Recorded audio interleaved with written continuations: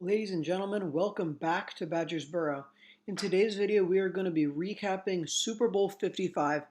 It may not have been the game we expected, but it was a good game nonetheless and an all-time great Super Bowl. As always, guys, please like and subscribe. It really helps me stay motivated as I try to grow this channel. Also, let me know down below your thoughts on Sunday Super Bowl. A lot of guys probably aren't happy with the result, but sound off in the comments after you hear what I have to say about it. Hope you guys enjoy. It is time. It's the moment we've all been dreading. The final weekly recap of the 2020 NFL season. But that only means it's the last week we're covering games, because we're continuing weekly recap with off-season updates. But right now, we got to talk about the Super Bowl, the end-all be-all of the season, the pinnacle of the NFL season. And, there were a lot of key points that I'm going to talk about in this Super Bowl. The first one, we're just going to get the elephant out of the bag. The penalties. All right? I'm going to go over 6 Chiefs penalties in the second quarter alone and basically say why they were called, and you're not going to be able to refute that. Obviously the penalties, say what you want about them, they were one-sided. Yes. That's, in my personal opinion, that's because the Chiefs played sloppy and the Buccaneers played, very disciplined.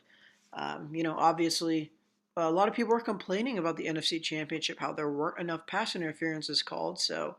And now they're saying that there's too much. You guys can't have it both ways. I apologize for that. Also, the Chiefs were just committing these penalties, and the Buccaneers weren't. We didn't see any flags thrown on the Buccaneers until, late in the game. But if it was that egregious, I'm sure they would have called it, like some of these. So we're going to get right into it. Penalty number 1. This is just a blatant hold. You really can't debate that. He's got Mike Evans' entire left arm, kind of pinned up. That's a blatant penalty. This one, this actually negates Tyrann Mathieu' interception. Once again, it is a blatant hold as the receiver, I believe it's Tyler Johnson, it could be Chris Godwin, is trying to get out of his route. You see Travis Ward is not letting him. That's a clear penalty. I don't know how you guys are complaining about that. Penalty number 3, this is, okay, here's the deal with this one. Chris Jones gets an unnecessary roughness. Is it a soft penalty? Yeah. He doesn't hit Jensen that hard. But the thing is, he hits him in the head. And you can't hit a guy in the head no matter how soft after the play. That's just lack of discipline. Yeah, it's a soft penalty, but it's the right call. You can't hit guys in the head. I'm sorry. We see this penalty here. This is the offsides. If you look on the left side of your screen, Mecole Hardman has an entire foot across the blue line. He is clearly offsides. Once again, this kills the Chiefs, as this is a 4th down. They're going for the field goal, but instead they get a 1st down and ultimately will score. Next play, this is the final drive of the first half. This one's tough. When you look at it, at the replay, yeah, you can see that, there wasn't as much contact. But calling it in real time, that's extremely difficult to decipher. This one probably could have gone the other way. I'm not going to argue too much about that one. If you say that the ball was uncatchable, you're an idiot. If Mike Evans doesn't trip, he's 6'4" and has an incredible wingspan. He can easily catch that ball. That's not uncatchable. It's a matter of, did he trip Mike Evans? Which is, based off of the replays, no. But in real time, you kind of got to see where they're coming from there. And then this is the pass interference on Tyrann Mathieu in the end zone. There's clear contact. Complain as much as you want. There is clear contact there. They call it a pass interference. In my personal opinion, I would have called holding because on that play, the ball was uncatchable. That was pretty much out of the back of the end zone from Brady. I would have given a holding on that, which still would have given the Buccaneers half the distance to the goal. You convert Antonio Brown's whip route to 5 yards. Tyrann Mathieu still a few yards behind him on that route. So there's penalties out of the way. If you guys want to refute those, by all means do. I've shown you the pictures. You really cannot dispute them except for the Evans one. I'm conceding that one because in real time you can see where they make that mistake. At the end of the day, the Buccaneers were just more disciplined than the Chiefs. These were only 6 of their 10 penalties. They might have even had more. They set records for that, but hey, it is what it is. Um, did the penalties control the pace of the game? It's hard to say. Obviously, they kind of controlled. I wouldn't say they controlled the momentum, but the Chiefs committing the penalties kind of destroyed the momentum. Yes, they were called lopsided on the Chiefs for whatever reasons. I believe it's a lack of discipline and a prowess of discipline on the Buccaneers' part. But having all these penalties just crushes you mentally, and I think that's why the Chiefs kept committing the penalties, and that's why they weren't able to get back in the game. Speaking of reasons they weren't able to get back in the game, let's talk about the offensive line. And this O-line was stellar when it came to the run game. Clyde Edwards-Helaire was averaging over 6 yards a carry. He was outstanding in this game. But the pass blocking was less than ideal. So basically what you got here is you're already down Mitchell Schwartz, who's your all-pro right tackle, right? He's been down. AFC Championship, Eric Fisher tears his Achilles. And that's not good either.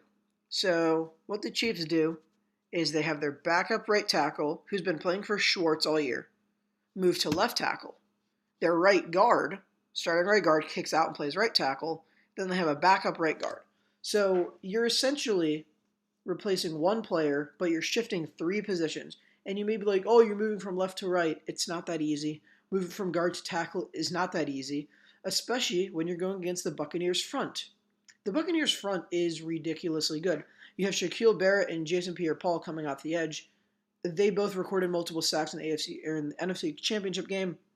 They're extremely hard to stop. Then you have Ndamukong Suh and Vita Vea in the middle. Vita Vea is 350 pounds. He's tough to hold. Well, the Chiefs hold a lot, but another story for another day. And Ndamukong Suh is one of the more physical players you'll come up against. Sometimes it borderlines dirty. Usually it crosses that border. But those are 4 extremely physical guys that are tough for any offensive line to block. I mean, they gave the Packers 3 All-Pros trouble. But with with a modge podge of guys in the Chiefs, it was really just too much to handle. Which is why Todd Bowles was such a key part of this game. I said 2 weeks ago in Weekly Recap, if Todd Bowles doesn't change his defensive scheme, this is going to be a rout. I was right about the route, but it went in the other way because Todd Bowles changed his defensive scheme, and it was absolutely perfection. He only ran 6 blitzes the entire game and just let his guys play. He played cover 2 man with 2 safeties up top. Antoine Winfield was exceptional this game. They were doubling Tyreek Hill pretty much the entire time with a corner and safety help. And Todd Bowles just let his guys play. He let Levante David and Devin White roam around in the middle. White had a pick. Levante David was exceptional. I mean, would Travis Kelce catch the ball? Yeah, but there was no run after catch because Levante David was always blanketing him in coverage. Todd Bowles drew a perfect scheme, and with their pass rush, the Chiefs were not able to capitalize because the Chiefs look for these deep plays a lot, right? And by the time they're not open and Mahomes has to go through his progressions, you look for Tyreek. He's not open. Who's my next guy? Kelce. He's not open. Sammy Watkins. He's not open. Mecole Hardman. Not open. By the time you have 4, you have to go through all your progressions based off of the defense you're seeing. With a banged-up offensive line and an elite pass rush, you're going to be getting sacked. And credit to Mahomes. He did an otherworldly job of evading sacks. The guy ran for 500 yards before throwing the ball. That's ridiculous because he was pressured all the time. I believe he might have a Super Bowl record for percentage of dropbacks in which he was pressured, which is ridiculous. It just shows how good the Buccaneers defense was. And, a lot of them were coverage sacks. I mean, people are going to blame the offensive line, yeah. But at the end of the day, if your coverage is that good and Mahomes can't even get the ball out, I mean, that is tough. I mean, the Buccaneers defense was exceptional. Todd Bowles outclassed Eric Bieniemy the entire game without a fault. And Patrick Mahomes did not score a touchdown. That's right. The number 1 offense. People have been saying this is the best offense of all time. Did not score a single touchdown in the world's biggest game. I don't know what else to say than a perfectly executed defensive game plan. let's switch sides of the ball really quickly because the Buccaneers offense should also be given a hell of a lot of credit. Did the defense set the pace of the game, set the narrative? Absolutely. But the Buccaneers offense put up 31 points. I mean, people are saying that, oh, Tom shouldn't have won the MVP. Tom's getting way too much credit. But at the end of the day, he hung 3 touchdowns on the Buccaneers in the first half. I mean, they were a proficient offense. They went completely away from what they did against the Chiefs in Week 12. Byron Leftwich, who also an incredible game plan. You know, it was on the Romo report. Run it, screen it, play action. That's what the Buccaneers did. They ran it to Leonard Fournette and Ronald Jones. They ate it up on the ground. And then Tom throws a little screen, maybe to Antonio or one of the tight ends. Gronk had one for the first touchdown. Cameron Brate had a couple big screen plays as well. Then you throw your play action shots, and those are your 15-yarders to the sideline, to Evans, to Brown. And it just opens up the offense so much to where the defense is guessing what you're doing the entire time. And if you can do that with Tom Brady, I mean, you're going to lose very few football games, and they didn't. They absolutely dominated the Chiefs. Tom Brady was in these guys' head the entire game, especially Tyrann Mathieu. You know, obviously they got in a little altercation after the Buccaneers' third touchdown. Brady knew he was in Mathieu's head, so he just kept throwing at him the entire game. And I mean, Mathieu could do nothing about it. Tom was attacking him because he knew he was flustered. And I think that that is why the Buccaneers were so successful, is because the Chiefs' defense is good because their offense is good. And let me tell you what I mean by that. The Chiefs' defense is good because the opposing offense is always, they're always pressed to score points just to keep up with the Chiefs. When the Chiefs' offense is eliminated, their defense, they don't have that backbone to rely on of, oh, Mahomes will go down and score 7 anyways, and then they're going to have to come and match that. The Buccaneers dominated the Chiefs for 60 full minutes, and their ground game was ridiculous. I mean, Leonard Fournette was averaging countless yards after carry. Ronald Jones, he couldn't be stopped either. And I mean, it was just an absolute dominating game from the Buccaneers, from their 2 coordinators, Byron Leftwich and Todd Bowles. Todd Bowles, former head coach.